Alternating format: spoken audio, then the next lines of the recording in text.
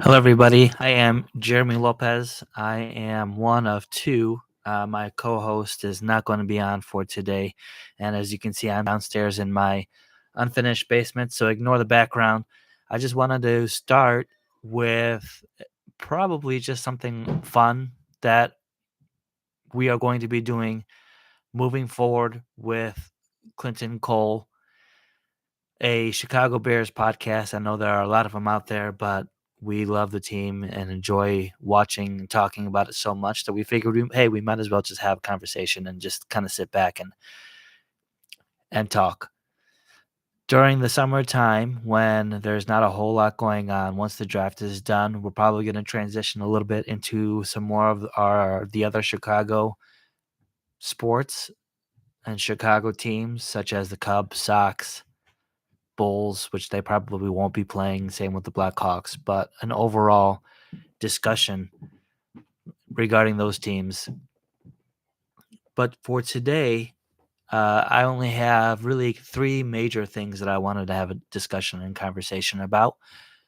Caleb Williams had his pro day on Wednesday, March 20th, and it was covered by the NFL. It was covered by ESPN. A lot of hype, a lot of hoopla in regards to Caleb Williams. Obviously, if you're paying attention at all to Chicago and what's coming up in the upcoming draft, we know that Caleb Williams is like a 99% chance of being drafted by the Chicago Bears at that number one overall pick. So, of course, if they're going to be zeroing in on Caleb Williams and who he is as a person, it makes sense that they flew in Monday and had dinner with Caleb and Caleb's business team. But I thought it was also interesting when Ryan Poles initially talked about we need to see who he is as a person, not necessarily his attributes, not necessarily in how he played the game of football, not necessarily his stats, not necessarily his arm angles and how he throws. But if you notice at the end of the Bears season, before he made a commitment to getting rid of Fields in that trade that eventually became the number 6 conditional pick to the Pittsburgh Steelers, Ryan Poles mostly talked about we want to see who Caleb Williams is as a person. So that was the main reason why they invited Caleb Williams' teammates to the dinner on Monday, which makes sense so they can see how he interacted with his teammates, how his teammates interacted with him. Then they went out to an exclusive, I don't know if it was necessarily a club, but I know that after the dinner, they went in LA, which was where they had the pro day at USC's field. They went to the club to kind of see how he just interacted and how he was necessarily as a person and how he interacted with people, the staff, how he basically just kind of put down the chains, put down your guard. Let's see who Caleb Williams really is. They sent 10 people to his pro day on March 20th, which included Ryan Poles, Ian Cunningham, the assistant general manager. They also included, obviously, Matt Eberflus. They included their new quarterbacks coach. The name is escaping me right now. Who that is, I apologize. As well as numerous other scouts. There were a lot of Chicago media who also went, CHGO, and many others that do cover the Bears. And I like during the pro day, as Caleb Williams went 46 out of 50 completed passes, there wasn't a lot of rollouts. There wasn't a whole lot of running and throwing on the move. I think what Caleb Williams and his coach, quarterbacks coach, wanted to really highlight was Caleb Williams, his footwork, his accuracy in the pocket, Almost or all of USC's offense, Caleb played out of the shotgun. So it was interesting also kind of seeing his drop back out of the somewhat stance under center. And um, 46 out of 50 is really good. I mean, you're just in shorts and t-shirts and they're running against air. So of course you want to hit those layups, so to speak. Most of his incomplete passes were on the deeper balls, which, I mean, the degree of difficulty does tend to get a little higher, of course. And I haven't watched a whole lot of pro days from other quarterbacks in the past. Obviously, just like many others, are hyper focused on this pro day with Caleb Williams because the Bears are picking number one and the Bears are going to be picking Caleb Williams. So, of course, I really wanted to focus in and pay attention as to how that pro day went. Now, I do also remember seeing specific highlights of like Johnny Manziel and shoulder pads and a helmet, and Zach um, from Zach Wilson from the Jets on him climbing up the draft because of a specific spin and throw off of a spin just to kind of show his arm talent, which projected him up higher than what he obviously could have and should have been in that draft, which was the same draft that Justin Fields was drafted. Among the people that were at the pro day on the Bear side is newly acquired Keenan Allen, whom the Bears traded from the Los Angeles Chargers for the number 4 overall pick. And it was really nice and cool to see him already decked out in his Bears gear. And it'd be interesting to find out, or interesting to know, whether or not he was just there because his family still lives there and he's not that far from the stadium. So he just kind of wanted to go and show his support for Caleb Williams and the Bears, or if the Bears specifically asked him to come since he was already kind of in the area. And it was kind of nice to know that there is some background between those two, with obviously USC being Southern California and the Los Angeles Chargers being from that same area, which, again, I think Ryan Poles specifically is trying to knit all these pieces together for Caleb Williams to make this as seamless of a transition as possible for the Chicago Bears. Again, if you follow the Bears or if you follow the NFL, the Chicago Bears as a franchise, let me date back, they essentially invented the passing quarterback. And it's a shame and it's amazingly disappointing that the team that invented the passing quarterback has never had a 4,000-yard passer or a 40-yard touchdown quarterback, when every team in the NFL has had a quarterback in some season, shape, or form with those kind of stats. So fast forwarding to this offseason, Ryan Poles doing all that he can to provide Caleb Williams with as a soft of a landing spot for a quarterback coming into this organization and into this franchise. Typically, when you're getting a quarterback this high, number 1 overall, is because you earned that number 1 spot just by your rankings in the NFL, how you did the previous season, and you have the worst record in the NFL. Ryan Pace receiving the number 1 overall pick from the Carolina Panthers last season, when they got the number 1 pick, and large thanks to Lovie Smith helping the Bears out by defeating the Colts, which gave the Bears the worst record last season, and trading out just to kind of see where we were with Justin Fields and if he was the quarterback of the future, which obviously trading that pick to the Carolina Panthers for number 9 and DJ Moore for this year's number 1, the second round pick in 2025, and I believe a third or fourth round pick last season. Again, it's kind of escaping me, but again, the Bears really have to make sure that they do their due diligence to give Caleb Williams as much support as possible, um, which is why making the trade for Keenan Allen, who is like a receiver 1A on most teams and receiver 1B here on the Bears with DJ Moore, along with Cole Kmet, DeAndre Swift, and um, Jervon, not Jervon,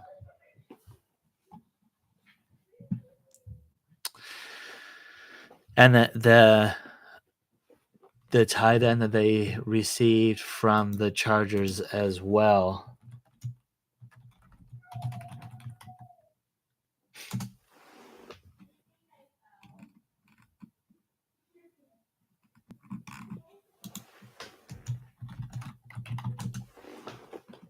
Gerald Everett. There you go.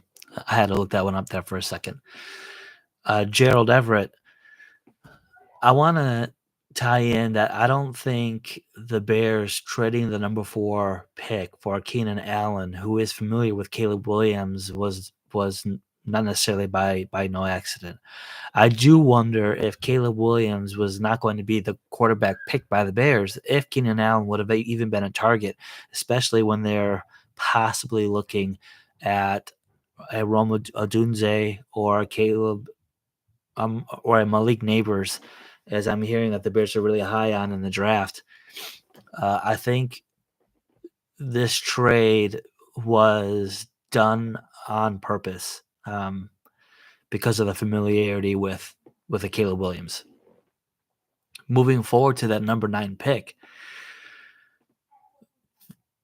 with the free agency that they have had, and with Caleb Williams being their first overall pick, it does give the Bears so many options to be able to really pick best available in this draft. Now, best available could be tackle. I mean, is Braxton Jones your long-term tackle solution for the Bears? Is Joe Alt going to be available? Do you go Joe Alt? Do you go a Roma Dunze if he's available to have one of the best receiving tandems in the NFL? Do you go defense? Because the Bears do need pass rush help outside of Montez Sweat. Do they go with a Byron Murphy, who my co-host Clinton Cole is really high on for that 3 technique, even though you got 2 defensive tackles in the draft last season? Again, there's probably 3 or 4 options and directions that the Bears can go where they're going to be perfectly set and happy either way. A lot of people, of course, want the sexy pick in the wide receiver to have all those weapons for Caleb Williams. But is the sexy pick or the way to go? Or do you go with that left tackle, the best left tackle in the draft, and then you have 2 bookend tackles in Darnell Wright and a Joe Alt or a Fuaga? The best way to build a team long term is from the inside out, from the line on both offense and defensive side of the team. Now, I think I would be overall, I would be happy with whatever direction that the Bears go. I would rather them trade back a little bit, especially if they have very similar. Well, let me say this: if a, I mean, Marvin Harrison Jr. is going to be gone already by the time the Bears pick at number 9. I do not want them trading up as much as I love Marvin Harrison Jr. and how I clamored for the Bears to get Marvin Harrison Jr. this draft before the Bears had the number 1 pick, because I would have thought when the Bears made that trade last year, I thought the Bears were going to probably pick 4 or 5, maybe 3 in this draft because I didn't think that the Panthers were going to be very good. And I remember reaching out to some of my friends once that trade was done and looking and thinking about the talent that the Carolina Panthers had. I said top 5 pick. And in that top 5 pick, I said I wanted Marvin Harrison Jr. Now, obviously, the Panthers gifted the Bears the number 1 overall pick. And especially at the beginning of the season, where you could definitely see that Justin Fields was once again holding on to the ball too long. So his processing post snap is where he still struggled with, and seeing that that all 22 film and seeing people open and him just not throwing the ball when he needed to throw the ball in anticipation because he was not reading the defense after the snap has started. Pre-snap, he was fine, but post-snap is where Justin Fields had the issues. So when it was a post-snap where Fields was having the issues, after week 3 or 4, even after the Broncos game and even after the Commanders game when the Bears finally won a game, I said, Justin Fields, I love Justin Fields as a person. I think he's a tremendous athlete, and he's well loved in the locker room, but the Bears are not going to be one of the higher end teams in the league if Justin Fields continued to be the Bears quarterback because of the post snap. Now, again, he can still develop that. He can still learn that as time goes on. And I wish him the very best. And I think that he is going to do well in Pittsburgh. I think he will eventually beat out Russell Wilson and play more than that 51 snap requirement for the Bears conditional 6th round pick to become a 4th round pick. So I say all that to say I'm glad that the Bears do have the number 1 pick, because now, even though we're losing out on Marvin Harrison Jr., who I had wanted, Caleb Williams is the pick for the Bears for long-term success. Now, if Neighbors and Odunze are no longer at the Bears pick at number 9, because I do not want them trading up, because they do not have enough assets to be able to trade higher, especially when they only have 4, 2 in the first, 1 in the second, and 1 in the fourth. Now, I'm also hearing that this draft is not very deep come round 4 and later, so I can not be that upset if we don't have a whole lot of picks later on in the draft, just because the talent level does drop off. I would still be okay with them still trading out of that number 9 pick if Odunze and Neighbors are not there, because Minnesota's probably trading up to get their quarterback, J.J. McCarthy. If Neighbors and Odunze are already gone, that does drop tackles, offensive tackles. It does drop a Jared Verse or your Dallas Turner from Alabama further back. And if we can recoup another pick or 2 by dropping 3 or 4 picks back, why not?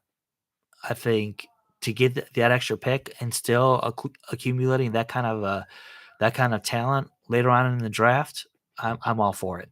Now, if there is an Odunze available there, I would probably stick and just select Odunze at number 9 with Caleb Williams 1, Odunze 9. I would probably then trade back in my second round to recoup that pick. I know Clinton Cole has sent in over a few of his mock drafts on, I'm always going to say Twitter, I'm not going to say X. He is a big fan of Byron Murphy. He thinks that if we trade back, maybe get a Joe Alt and trade back for a Byron Murphy, maybe. He's a big fan of Leggett, the wide receiver, because I know the wide receiver talent is pretty deep. If the Bears do trade back, I would be perfectly fine with them trading back for a Turner or for a Verse, or getting the wide receiver in the second round, possibly, and then going center maybe in the 4th round, because I do think that they still need that center. I know that I have a feeling Bates is going to be slotted in at center, even though the Bears did They did sign uh, Shelton, the Rams center, but his Pro Football Focus numbers are not very high. So I still see him as a backup center, and them sliding in Bates from their 5th round trade for to the Bills for Bates. That's my idea and what I think the Bears should be doing here with the 9th pick. The last thing I think it's important to say is with Up and Adams, Jalen Johnson was a guest speaker and a guest on Kay Adams' show. And one thing that I actually can appreciate Jalen Johnson just being real. He was a big fan of Justin Fields. He knows business is business, as DJ Moore had responded to Twitter once that trade was done, that it's like, I mean, the Bears are going to be picking Caleb Williams. So she asked Jalen in that interview, how will Caleb acclimate to the locker room? And I appreciated Jalen Johnson saying, you know what, you're going to have to come in and prove yourself. You're not going to come in all Hollywood and be the star and everybody just kind of clamor over to you. You're going to be a rookie. We're a well-established locker room, and the best way for you to acclimate to our locker room is to build the trust. Come in early, leave late. Let me see your work ethic. Bring us some wins, and that's going to be the best way to acclimate to this locker room. Don't come in all glamorous and all hotshotty and it's all about me, and come in all Hollywood, as Jalen Johnson said. And I think that message will ring really strong with Caleb. Now, I've heard all kinds of things, and I know that there's always going to be some kind of dirt thrown and things made up. And so I don't take what a lot of people say about Caleb Williams necessarily to heart, good or bad. But with a locker room being the way that it is, I want them to hold Caleb accountable. I want them to say, hey, prove yourself. You're going to be a rookie. We're going to treat you as a rookie. We're not going to, just because you're the number 1 pick and you're this generational talent, that we're all going to be bowing down to you and treat you like you're one of the higher end, upper echelon quarterbacks. You need to prove that to us. But on the flip side, during the combine and during the pro day, listening to Caleb Williams talk and speak during those interviews, what I actually like is that he has that confidence, almost arrogant in a way, as a quarterback.